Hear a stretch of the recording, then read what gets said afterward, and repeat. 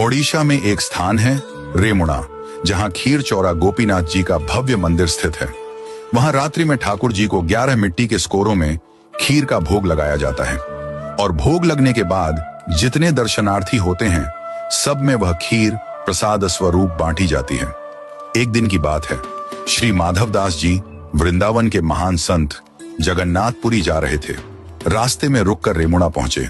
उन्होंने सुना कि यहाँ गोपीनाथ जी को खीर का भोग लगता है, तो रुक गए, शायद कुछ प्रसाद मिल जाए। रात्रि में ठाकुर जी को शयन का समय हुआ। 11 सकोरों में खीर चढ़ाई गई। भोग लगने के पश्चात प्रसाद वितरण हुआ। भीड़ बहुत थी। माधवदास जी पीछे खड़े थे। प्रसाद भंटते भंटते माधवदास जी तक पहुंचते पहुंचते खीर समाप्त हो गई। पुजारी ने हाथ जोड़ ली, बोले, भक्तवर, खीर समाप्त हो गई। माधवदास जी 3 दिन से उपवास में थे, परंतु फिर भी न किसी से बोले, न कुछ मांगा। मन ही मन बोले, हे जगन्नाथ, आप तो जगत के अन्नदाता कहलाते हैं, पर आज आपके द्वार पर आकर भी अन्न नहीं मिला। वे एक वृक्ष के नीचे जाकर बैठ गए, भूखे प्यासे पर मौन शांत भक्त वत्सल भगवान के भरोसे। रात्रि में ठाकुर गोपीनाथ जी ने पुजारी को स्वप्न दिया, उठो, एक खीर का सकोरा मैंने बचा कर रखा है, जाओ उसे लेकर माधवदास को दो, वे भूखे हैं। पुजारी चौंक गए, बोले, प्रभु, मैंने तो 11 स्कोरे ही चढ़ाए थे और सब बांट दिए थे।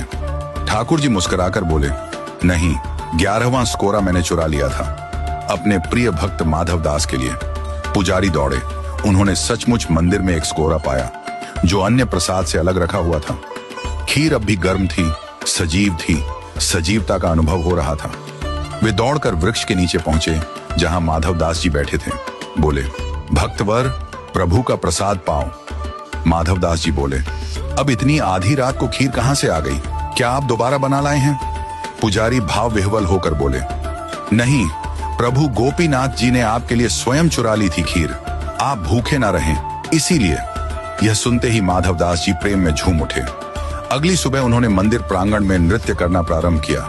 बोल उठे, वाह मेरे ठाकुर, दूसरे भगवानों को लोग चढ़ाते हैं, लेकिन मेरे ठाकुर जी तो चुराते हैं अपने भक्तों के लिए।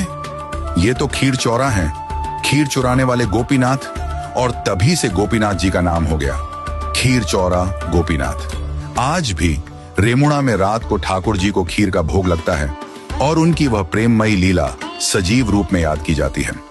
भगवान कभी कभी भक्त के लिए चोर भी बन जाते हैं, क्योंकि उनका धर्म है भक्तों का रक्षक बनना। जो मांगते नहीं वो पाते हैं ठाकुर जी की सबसे गहरी कृपा। बोलिए भगवान जगन्नाथ जी की जय। संत माधवदास